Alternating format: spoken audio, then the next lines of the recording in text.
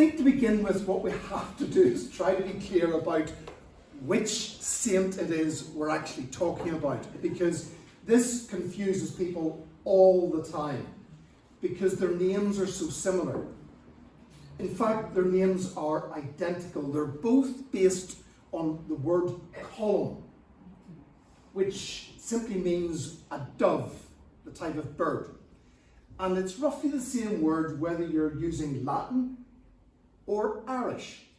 It could be that actually when Latin came to Ireland, the Irish borrowed it as their word, or it might be a word that's older than both Latin and Irish.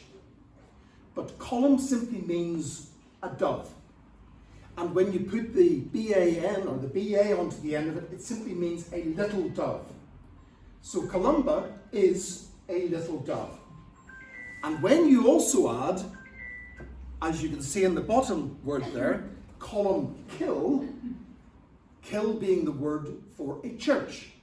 So you have places like Killilay, or Killarney, or Kilkeel. So column kill is the dove of the church. So these two individuals may not actually have crossed paths, but they are both people who were in this part of the world, very close to the same time. Columba, probably about 20 years older. He's maybe born in the 530s, 520s maybe. Columbanus, probably born somewhere in the 540s. Now think about that for a moment, because St. Patrick, who is credited with bringing Christianity to the island of Ireland, died in the late 400s, which means that the parents of these two monks were probably Christians, but their grandparents may not have been. We're very close to the start of the Christian story on the island of Ireland, and we know very little about Christianity in Ireland between the death of Patrick and the arrival of monks like this. That first 50 years, 60 years after the death of Patrick, it's a dark period for understanding. And there might be a couple of good reasons for that, one of which were the plagues that arrived in Ireland. And it wasn't just the ordinary men and women in the street were dying of these, it was also the monks in the monasteries that were dying, which meant the memory of what had gone on before, unless it was written down, was lost with the loss of that generation. It's with these monks, and particularly with Columbanus, whose writings we do have. We've got letters that he wrote, we've got sermons that he wrote, that were copied when he arrived in Italy. They were kept safe and copied. We've got quite a bit of that material, and I'll be drawing on some of that tonight. Columba, we know mostly about him because somebody wrote his life story within about 100 years of when he died. Next slide, please, Charlie. Columba. So let's take Columba to begin with. This is Columba's world. For the time of his ministry, I mean, it's a large area. He probably has royal connections. He's a man who's born in Donegal. Sorry, Charlie, if you can go back to it. Thank you. He's probably born in Donegal. And he's connected with a kingdom which actually straddles both sides of the North Channel. It's the kingdom of Dalriata. And Columba, in terms of most of his ministry, it's on the eastern side of that. It's in what we would call Scotland. And at that time, the Scotti were basically the Irish. The Scots get their name from the Irish themselves. Through the Middle Ages, the Scotti, if you were in Europe and you heard of the Scotti, it was the Irish that were basically coming. And his ministry around that west coast would have frequently been by boat. So monks are certainly using craft to get around the place. And it gives us the kind of idea that monks themselves must always have been skillful sailors. There's reasons why we get this idea, but it's what I'm going to argue is a mistaken or a misleading idea. I know an awful lot of clergy. Very, very few of them would I trust to go out in a boat with. And I'm not sure it would have been any more different if you go back to them, because they're bookish people and they're people of prayer. A few of them will have had skill. And here's an example of what is happening when Columba is on one of his journeys up the west coast of Scotland. And this is from the life story that was written of him. At another time, the holy man, Columba, began to be in danger on the sea. For the whole ship was violently shaken and heavily struck by great masses of waves, with a mighty storm of winds that pressed on all sides. Then it happened that the sailors said to him, as he tried, along with them, to bail the water out of the ship. The sailors said, "What you are doing now does not very greatly profit us in our danger." Which is probably a very polite way of saying, stick to your own job. And what was that job? They said, "You should rather pray for us who are perishing." And hearing this, he ceased vainly to pour out bitter water into the green wave and began to pour out sweet and fervent prayer to the Lord. You get that sense of professional sailors aboard this ship. They're not monks. They're professional sailors who know what they're about. And in fact, when monks went out without sailors, they could be asking for trouble. So if I go on a few pages in this book to another part of that story of Columba's life, and this is a story of what was happening on Belfast Lough itself, which at this time was known as the Lough of the Calf. At another time, while Columba lived in the island of Iona, the venerable man suddenly sprang up, summoned his brothers with the sound of the bell, and said to them, "Let us now aid with prayer Abbot Congal's monks that are drowning in the lake of the Calf." He had this vision of a tragedy that was happening back in Belfast Lough. So, just at the outset, bear in mind that monks are not necessarily good sailors, and they do seem to have relied on professional mariners. And indeed, we're told a story at one stage of Columba, when he's in Scotland, he actually meets with sailors who have come up from France itself, merchants who have come up as far as the west coast of Scotland. Next slide. Columbanus now, a much bigger world. He's born, as Deborah said, in Leinster, comes up to Ulster. We're going to talk about where he might have been in Ulster, and then makes this sea journey which takes him across to continental Europe, stepping into a world which, of course, as you look at that map there, represents what was the Western Roman Empire. But Roman civilization, Rome in the West, had come to an end about 100 years before Columbanus sets off on his journey. The last emperor in Rome is 476, almost exactly 100 years before Columbanus sets off. Rome and the Roman Empire survives in the east at Constantinople. That goes on for another 1,000 years. But in the west, it's all beginning to break down, and you get a patchwork of kingdoms that are beginning to emerge in Europe, led by warlords who gradually become civilized and gradually become Christian. But Columbanus is going into a world that is very much a Game of Thrones. He's got two things that help him. First of all, he speaks Latin.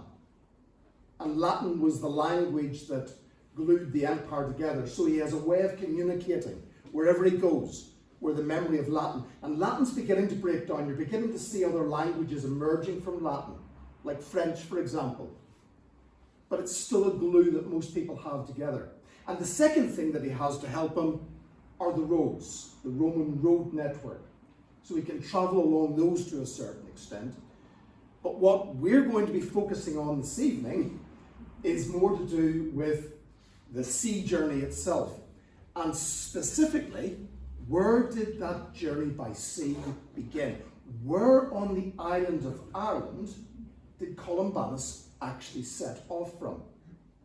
Now, one thing that's not in doubt is his connection to Bangor. And there's a contingent here from Bangor this evening. Let's be in no doubt about the importance of Bangor in Columbanus' story. He's probably been there for 20 years.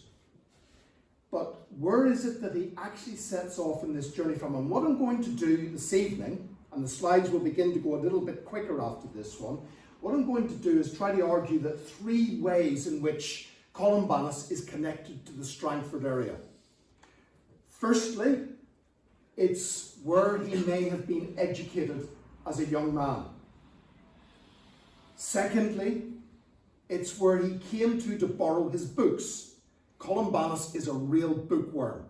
Any book he can get hold of, or a copy of, he'll have it, thank you very much. And thirdly, I'm going to argue that it's from the shores of Strangford Lough itself that he sets off on this journey that takes him out into a much wider world. And the question is, in that wider world, what was his influence? Well, it was a big influence. Deborah has touched on some of it. This picture is of one of his abbeys in the northwest here. Within 100 years of his death, there were a network of over 100 monasteries and abbeys across northwestern Europe. And that wasn't just about prayer. These were places where libraries were being created, where books were being copied, where a lot of civilization was being preserved. Different styles of writing were being tried out. So it's some of, not Columbanus himself, but descendants of his monks, in terms of an abbey that they founded, where they experimented with a type of writing. The technical word is Carolingian minuscule. And here's an example of it at the bottom. Now, you mightn't be able to read the Latin, but you should be able to read most of the letters, because they developed the style of writing where the lowercase letters that we still use come from that monastery. You can trace that script all the way back to that.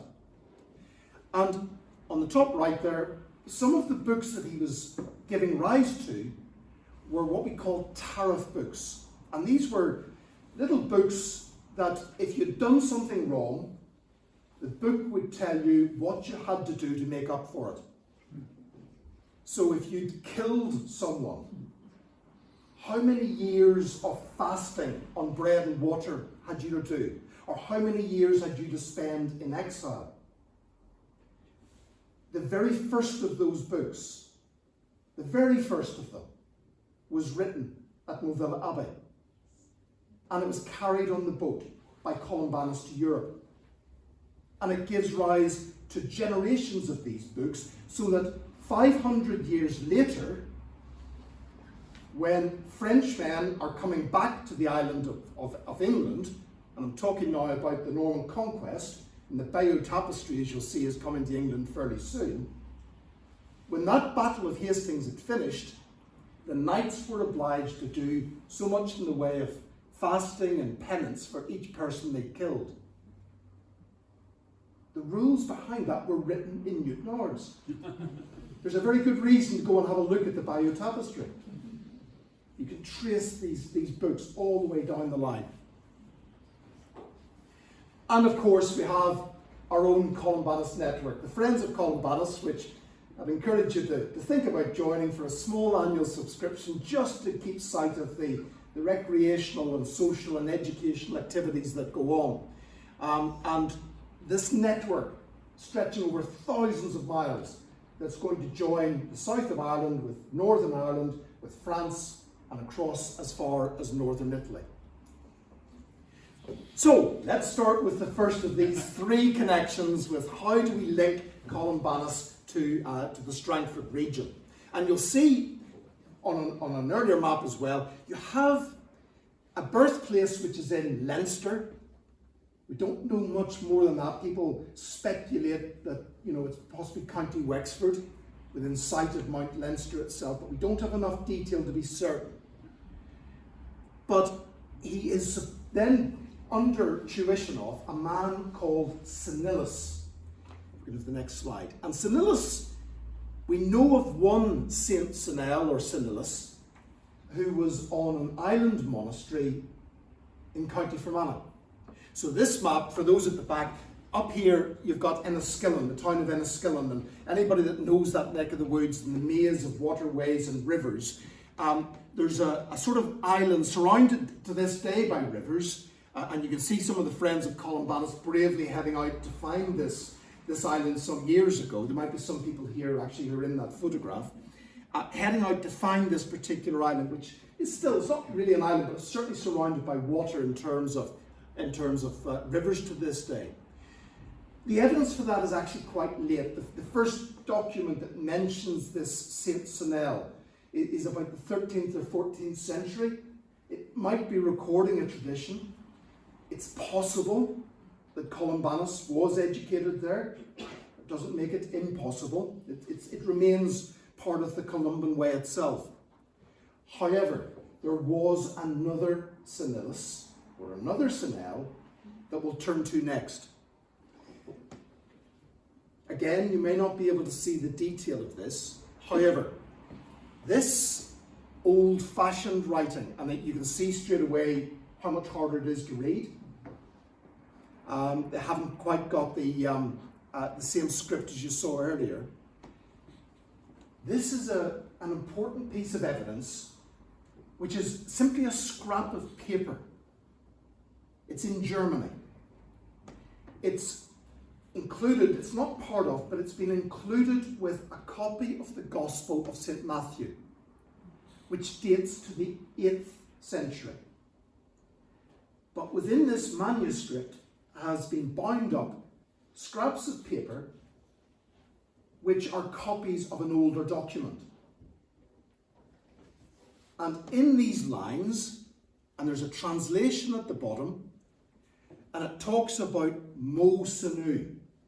Now the word mo in Irish is an affectionate term of address. It's almost like saying dear Sanu. And it's in Latin. The word is Cinel or Cinelis. And it's talking about a Cinelis who was a scholar and abbot of Bangor. Now immediately we have a connection that resembles Columbanus, because we know that Columbanus was strongly connected to Bangor. So that immediately gives us a link that's much stronger than somebody who was on an island out in County Fermanagh. Something that's worth paying more attention to. And this abbot was the first of the Irish who learned the computus. Now, you recognise the closest English word to that is computer, but it's clearly not a computer that he's dealing with. What is this computus? This basically is the earliest form of Irish science. What the Irish monks had to try and do was work out when Easter was going to be. Now, anybody here could tell me, of course, that you calculate Easter Sunday quite simply by turning up your calendar, and that tells you when that is. Now, the problem is, if you don't have calendars, how do you know when Easter is going to be next year, or in 10 years' time, or 20 years' time? The simple rule that you work by is that Easter Sunday is the first Sunday after the first full moon after the spring equinox.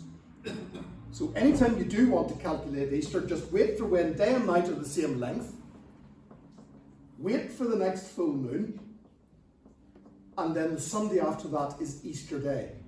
And it's linked to the Jewish Passover, which of course was based on the moon. The problem back at this stage is, how do you know exactly when day and night are the same length if you don't have an accurate watch? How do you begin to work that out? And how do you predict what that moon is going to do in 5 years' time, or 10 years' time?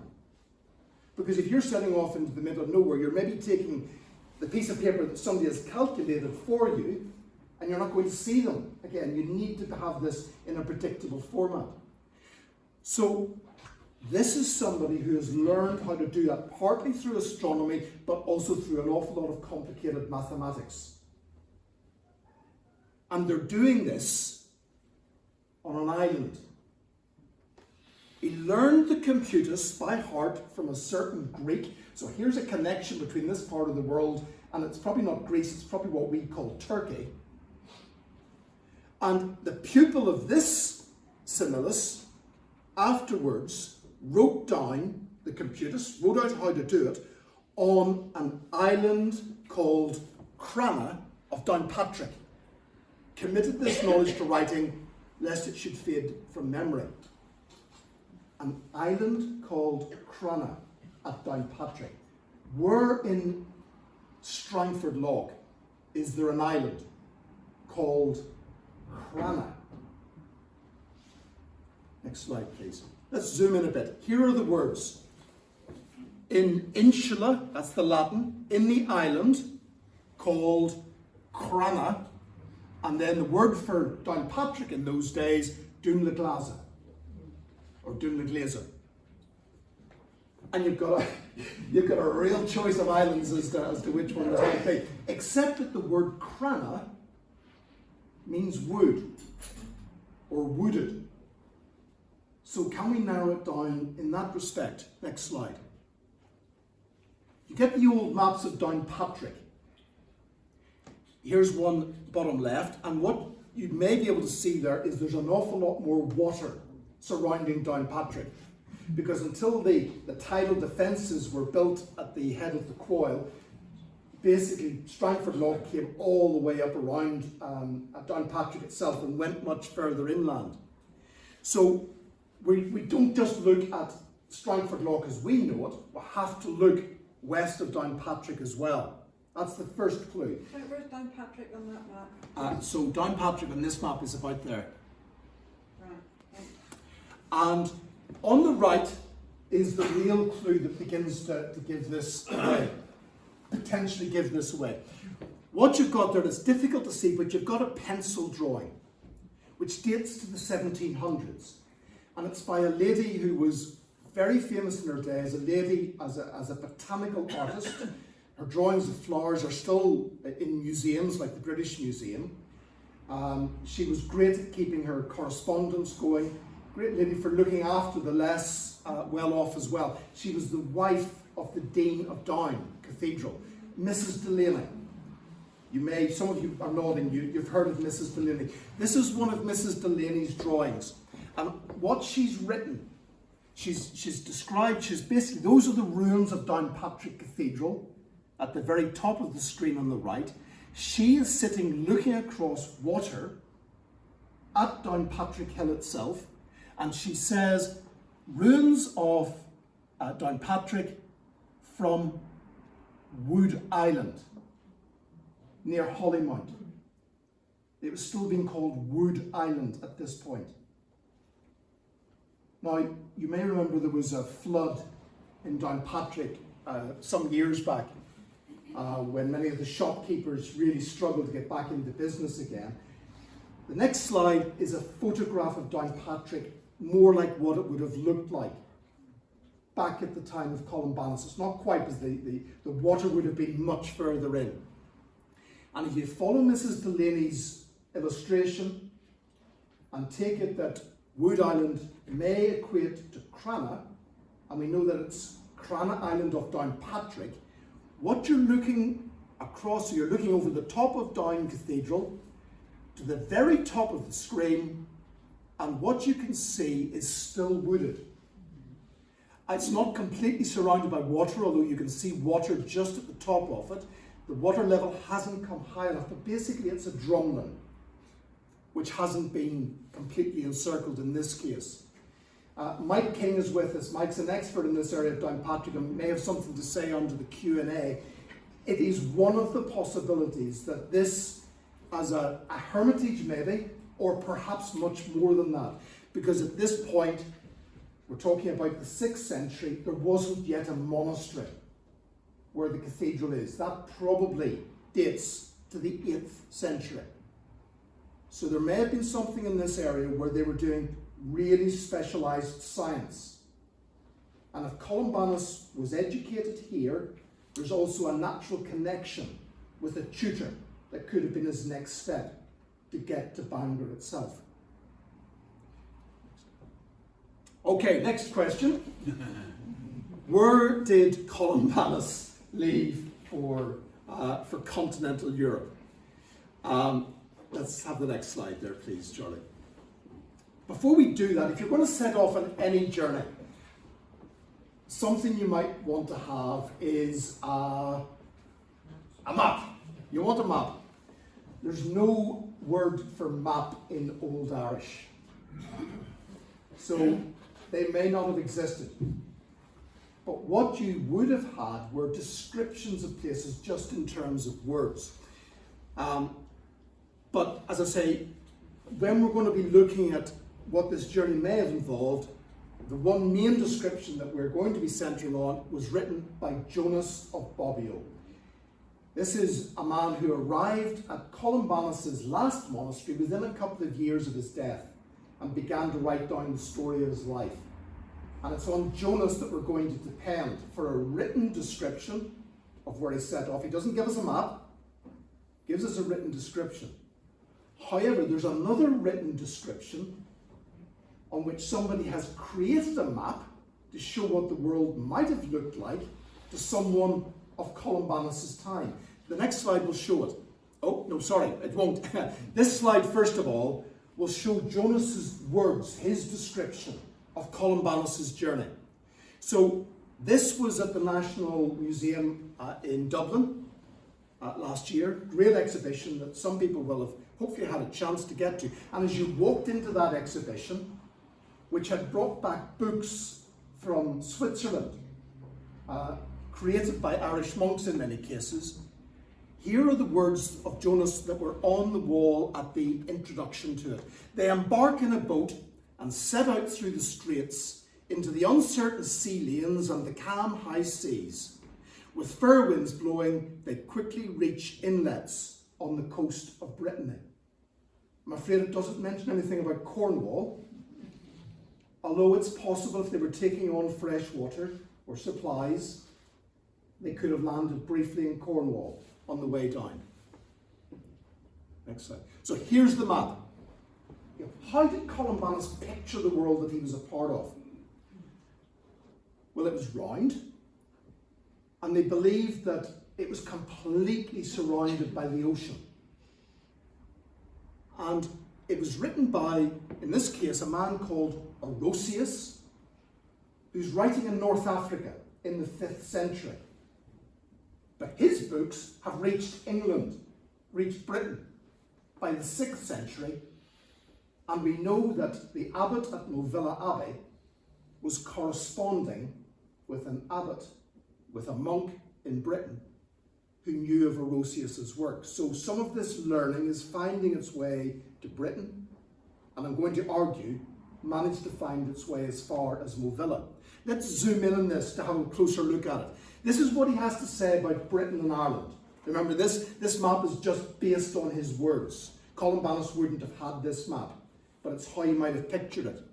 So, Oceanus habet insulas. The ocean has islands, which vocant are called Britain and Ireland, which are opposite the coasts of Gaul, the coasts of France, which is a strange description, and they face towards Spain. Ireland is an island, Ireland itself is an island between Britain and Spain. Here is the end of all of Europe. Here is the limit of Europe. And the reason I think that Columbanus had read this is he keeps using this phrase, totius Europae. It comes up in his letters. It's a hint, perhaps, that he has read this particular piece. And if you're looking at the map itself, this is Britain. The blob below it is Ireland. And Gaul, or France, is directly opposite. And that's Spain down there. So if you're setting off into the unknown in the 6th century, you have a very different kind of picture of how these islands and coasts actually relate to each other. On this side now, where did he set off from?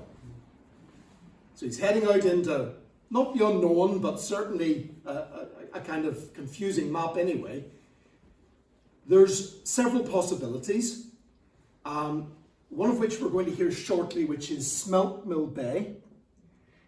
It's actually very close to, the town hall is roughly where Bangor Abbey would have been. It doesn't mark the Abbey itself, but that's roughly where it would have been.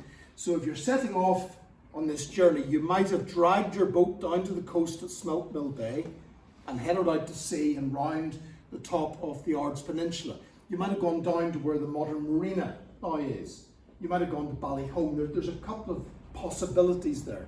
And just to hear this, and this is the standard interpretation of it. There was a lovely programme on, I think it was Radio Ulster last year, with two of the local clergy from Bangor and Ballyholme, gave a lovely account of this. We're just going to listen to this account for a minute or two. We're in Smelt Mill Bay, just west of Brompton Bay and Jellywat's Cove. Smelt Mill Bay is an important north-down coast.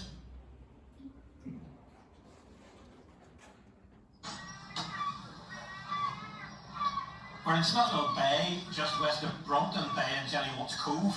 Smelt Mill Bay is an important north-down coastal landmark on the Irish leg of a newly established pilgrimage route, the Columban Way, or Turas Columbanus. Picture a rocky inlet, which is easy to visualise as a place from which the monks of Bangor departed Irish shores on their gospel adventures. Now, what you didn't say there, Simon, is that we're already afloat, and very stylishly afloat too, with our readers, Catherine Largy and Karen Baker, as the guests of Captain Paddy Browne, aboard what I understand is a 28-foot Hunter Impala. Is it fair to say, Paddy, this handsome yacht is a far cry from the sea-going Irish curraghs of the 6th century? Absolutely. This boat can do about 6 or 7 knots full tilt.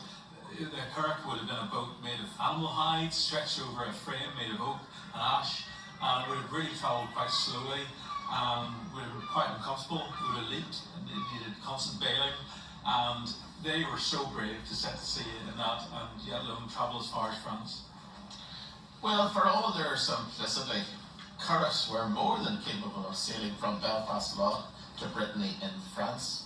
And with one stop over on the way, possibly in Cornwall, that's what Columbanus did, travelling in the way of Celtic missionaries with 12 companions, after the pattern of Jesus himself. So, entirely possible, and you can leave tonight holding on to that picture of things should you wish to do so. All I'm going to do is suggest a few reasons why we might want to consider an alternative. I'm just wondering, I don't know when it's getting warm, or is it perhaps just if we can get a little bit of ventilation, possibly with the door so open maybe, just to let a bit of air into the room. It's lovely so many have turned out, but it is getting quite warm and humid. Yeah, that's great, yeah. Keeps people awake as well.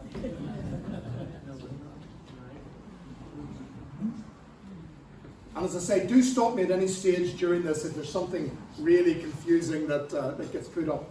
So I think this picture of them going out in the curragh, and these could be quite large boats. This is my own little curragh on the Irish Sea coast down near Kilkeel.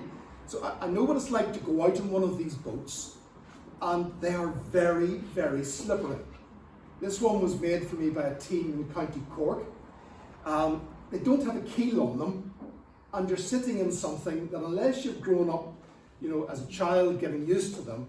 When I do go out in this, the children come down to laugh from the local village, because you spend more time swimming than you do actually paddling it. And I can understand how monks could very easily get themselves into serious trouble with it. I think part of the reason we've got this image is linked to St. Brendan and the Brendan voyages. Clearly some monks were extremely capable in terms of seamanship, but we shouldn't, as I've said earlier, take that as being the standard kind of model for them. We also have the fact that because we have some of Columbanus's own letters, and there's a collection of them in this book, we get a sense of somebody who really is not happy when he's out at sea. So I'm going to just read this for the benefit of those that are right at the back. So here's a short passage from 2 of his letters, where he talks first of all of the tempest of the entire element of the sea he's talking about, surging indeed and swollen upon every side, that threatens shipwreck of the mystic vessel. Thus do I, a fearful sailor, dare to cry, watch, for water has now entered the vessel of the church, and the vessel is in perilous straits. He also plays on his name. Now, I've said that Columba means dove. Jonah in Hebrew also means dove. So he plays on this similarity with Jonah. And what you know about Jonah, of course, is he didn't have a happy time at sea either. So he says basically in another letter, if I am cast into the sea like Jonah, he's just petrified that if he goes on a boat, he's going to end up wet. Who himself is also called Columba in Hebrew, pray that someone may take the place of the whale to bring me back in safe concealment by a happy voyage to restore your Jonah to the land he longs for. This is not a natural sailor. The picture of this man going out in one of these keelless boats in command of 12 monks, and not just getting out of Bangor Bay, but getting to France, is something I struggle with. We do know that he's clearly on boats. He's on a boat when he goes up the Rhine. He's on a boat when he gets exiled from the kingdom of Burgundy at one stage.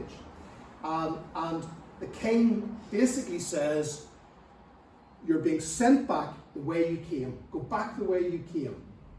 Now, what's really interesting about that is that the way they were planning to send him back was to return to the coast at Nantes, or close to Nantes, to put him onto a trading vessel that had been trading with the Irish, a merchant vessel. So when Jonas says the king told him, go back the way you came, Jonas, although he doesn't spell it out, seems to be thinking, well, he's going back the way he came, which was on a trading vessel. As part of that journey to the French coast, he went down the river Loire, which takes you to get right to the mouth, takes you all the way down towards Nantes. And this is actually a vessel which would have been a riverboat on the likes of the Loire of roughly the same time, showing the timber beams and the keel that's there with it. But it's not a boat that would have gone across to Ireland itself, but it's the closest thing we have got, apart from the Irish curraghs, to the boat, the kind of boat that Columbanus may have made part of his journey in. But it's this talk of merchants and trading ships, which I think is the real clue to how he's made that original journey, to get from the northeast of Ireland to France in the first case. And it's not the only clue that we have. If we go to the next slide. A very big clue is found in pottery. So if you're a trader, you're bringing in goods from the continent, you're trading them with the Irish. Irish butter, back then even, was highly prized. One of the writers says, Irish butter doesn't even make you fat. So that's one of the things that's being sent across the way, and furs are probably being sent across the way, and other goods. Salt is probably one of the things that's coming to Ireland. We don't have refrigeration, obviously, at this stage. So beyond the period of winter snow and ice, how you would keep meat, to some extent edible, would have been salt. So these traders are probably bringing in supplies of salt as a precious commodity. It's a particular type of pottery that we're interested in. And it dates from exactly the time that Columbanus was making his journey. It's from the kind of mid to late 500s, and you stop finding it in the mid 600s. Special name for it is Merovingian earware, and a team made, this is a replica, they made for that exhibition in Dublin last year, they made a replica pot to show what it would look like. They're still not entirely sure what was held in it. They haven't been able to work out any trace substances as to what was in it. and there was a hole in the lid of it, so it's something which it isn't holding liquids like wine, for example, although wine would have been another important thing that they would have brought across. What is it that's special about this pottery and where you find it? It's that you find this pottery around Strangford Lough. If you'd had the money a year or two back, you could have bought Donegal Islands for the grand sum of £108,000. It's now been sold. This type of pottery has been found on that island, and it's reckoned that it was a kind of trading station, an emporium, where merchants are coming in from the continent to trade their goods.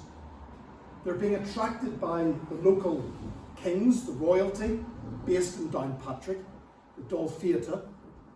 So they're coming in to trade with them, and their boats, although we don't have any evidence for them, unless Mike's going to tell me otherwise later, as to what these boats were like that were in Strangford Lough in the 6th and 7th century, but they must have had a shallow keel, because Donegal Island doesn't have a harbour. They've had to be able to get into shallow water and pull these boats up onto the beach itself. There's something else about this pottery, and people have noticed this for about 50 years now. It just has never been connected to the Columbanus story. Is that the concentration of the pottery is showing that the merchants had to be coming in through the mouth of Strangford Lough, not Belfast Lough. You don't find this pottery in County Antrim. You don't find it along the northern shore of County Down. You find it predominantly around Downpatrick, and then you find it further up into Strangford Lough until you get to the northern part of the lough, where of course you've got Movilla Abbey itself. This is where they're coming in to trade, and it's spreading out from there. So these are the monasteries of that area around Strangford. This is the kingdom of the Dolphiata, based in Downpatrick. They've got kings underneath of them. One king is probably on top of Scrabble Tower, on top of Scrabble Hill itself. So they've got sub-kings, but they're the over-kings, and they were often the kings of Ulster itself. So Ulster at this stage is largely what we call Eastern County Down. It's not it's not the 9 counties of Ulster. Ulster is a much smaller thing at this point. We've got Bangor, which has been established, but as we see, the pottery isn't showing up there. Nendrum.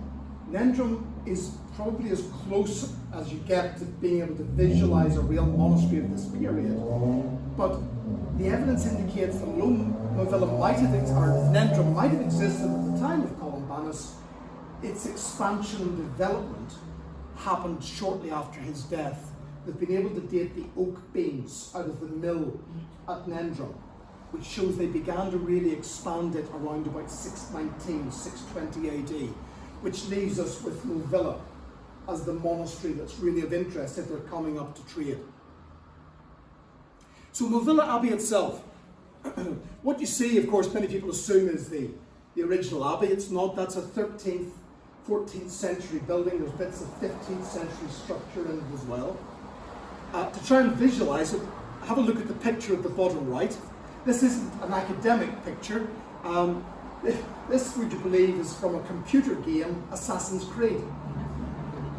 I mean, I don't know what the council spends on its tourist budget, but frankly, play Assassin's Creed as hundreds of thousands of young men and women may be doing, and actually you're getting more advertising for Movilla and Newton Arch, frankly, than you're getting through anything that the council is spending. So that's probably more what it's like on top of the hill. We know that it was attacked at least once or twice by the Vikings and destroyed. But the question is that stone building where the original abbey was standing? Next slide, please. So the abbot, the monk that's really associated with that site is St. Finian. He's a real connection because he knows Conwell, who has established Bangor Abbey 20 years later or so. He's almost certainly been the teacher of Columba, And my argument is that he's also the person who has established a library which Columbanus is making use of. It's St. Finian who's in touch, writing to that monk I mentioned earlier in Britain, who has the map of the world potentially, that connection to North Africa. A man called Gildas in Britain is writing. So there's that connection across the Irish Sea. Next slide. So here we go. Where is Movilla Abbey? And if there's anybody that has got connections with community archaeology teams and research in this space, can we just get the word out there to encourage a bit of community archaeology in this one? Because on this map, this modern map of the top of Newtownards, here you've got the stone building and the Movilla Road going past it. If you look at the bottom right, you see the Movilla Road going up the hill and Movilla Abbey on the right hand side and the houses and the Abbeydale estate behind it. What's fascinating is if you look at the top right picture, this is one of the oldest Ordnance Survey maps, and what it shows on the other side of the road from where the stone building is a large circular wall. Right? Again, we're thinking to some extent of Nendrum here, but you've got what looks like a circular enclosure. You've got a report which, if there's anybody here tonight from the Ards Historical Society, is there anybody here tonight from Ards? Yeah, okay, a couple of people. So this is the journal of the Ards Historical Society, dated 1980, just after the estate was built. It may be of topical interest to record that the field to the north of the church, so the other side of the Movilla Road, now part of the housing estate, was always known as the Well Field. A few years ago, when the houses were being built, the remains of a very old stone-lined well were unearthed, the water issuing from a bed of white clay. Now, the archaeologists who did excavate in this area in 1980 and 1981, roughly where those white houses are, they discovered that it was, to some extent, evidence of the industrial working space that the monks would have had. So they were working with bronze, creating things like bronze bells. And there was the slag from that was present. But that meant they were working with fire at very high temperatures. And it doesn't need me to tell you that the last thing they're going to do in a monastic settlement is put the industrial working space right up against the timber church or anywhere near it. It's actually going to be quite far away from it. It's going to be on the edge of the site. And that's exactly what a very distinguished Irish church historian, lady, said on this subject, that when these stone buildings were being built, and that's an Augustinian stone building, they were sometimes built not where the old timber church had been, but on the edge of the site. Now, the archaeologists at that time said, what a shame. The Abbeydale housing estate has been built and it has probably destroyed any potential evidence if it was on that side of the road. Clearly, on the southern side of the road is now Movilla Graveyard. There's no way, anything that wasn't destroyed in the digging of graves, for all sorts of sensitive reasons you can't begin to look at. However, what I think we have an opportunity to explore here, and because we've got aerial photography and access to that, is if you look at this map of the Abbeydale housing estate and look at the very centre of what would have been that circular enclosure and map it onto the original Ordnance Survey map, what you've got is a green, like a village green, right in the centre of the Abbeydale. Is there anybody here tonight from the Abbeydale estate itself? Anybody? Okay. Next image. I've been up to talk to some of the residents.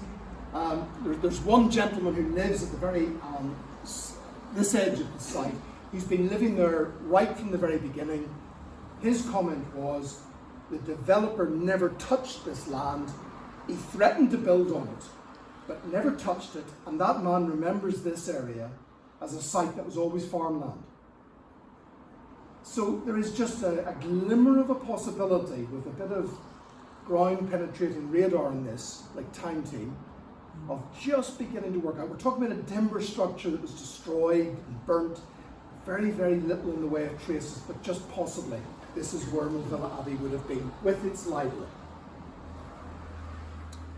And the library included the book that I was talking about, about what kind of tariffs and penance should you do things that are wrong. You might see the word homicidium there, murder, as one example of it. Don't imagine a library with shelves. This was probably, they kept their books in satchels on their back and probably carried those around with them. When they came to a monastery, they hung them on pegs. So you go into a library and you've got all these like school bags almost in a school cloakroom. Next slide. So bringing this all together gradually towards a conclusion now, we've got the possibility that Columbanus was educated in the southern stretches of Strangford Loch at Downpatrick, and if he was there as a young man, he would have known about merchants coming each summer from France from when he was a teenager. Was that how he got ultimately that call, that sense of going and a way to go beyond the horizon? We've got the fact that it is in this neck of the woods that the pottery is found. We can go a bit further. Back to the original words. The word that is translated as straits is in the Latin fretta. Now, I went over to Bangor just to stand there and look at that scene again, looking out into Bangor Loch, or into Belfast Loch, and you see Carrickfergus and everything at the other side. There's nothing that resembles anything that would be called straits in that stretch of water. It would be true to say that the North Channel itself is a strait connecting the Irish Sea to the North Atlantic, but when you're heading out of Bangor into the Irish Sea, you're going out through a body of water that's the funnel just gets wider and wider. It's not a strait where you're going through a channel of water to get out on the other side. It doesn't match that description.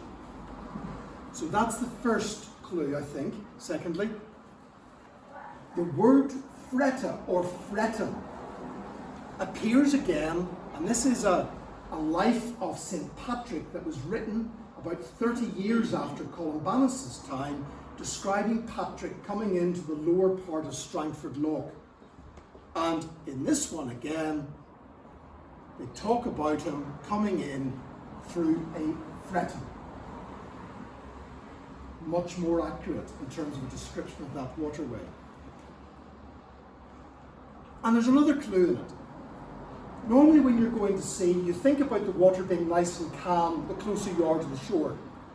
And you get into deep water, and that's where you think your difficulties are going to start. For these monks, it's the other way round. To begin with, when they set off, so they get Carinaque Ingressi, so they get into the boat through the straits, which have these dubious vias. You can almost translate that for yourselves. Dubious ways, dangerous ways, right at the start. It's not later on, it's hitting you right away. Something that's dangerous about the waterway. And then, and the calm high seas. So when you get through this, you're into something that's calm. There's a clue in the very Latin. And I put that description, not the Latin, just the English translation to a good friend who captains an ocean-going yacht. And I said to him, look, somewhere, it's on the east coast of the island of Ireland, anywhere along that east coast, where would this description map? And his instant response was, Strangford or Portaferry. The Narrows can be hellish in a southerly, and the transition into the Irish Sea can be a blessed relief. I've had solid water over the decks going through the overfalls as you exit the Narrows, scared the living daylights out of my youngest, made me feel a wee bit nervous too. And that was only 12 knots of southerly. and he included a picture of his yacht going over one of these overfalls as he tries to get out of Strangford Loch. It's why the Vikings called it Strangford, the strong currents that they were dealing with there. But once you got into it, again, the old name for the loch, Loch Cuan, the loch of the harbours. Again, there's a clue there. This is where they're bringing their boats into harbour when they get into the loch itself. So this voyage, I put to you, is one which is seeing Columbanus setting off from Strangford Loch itself.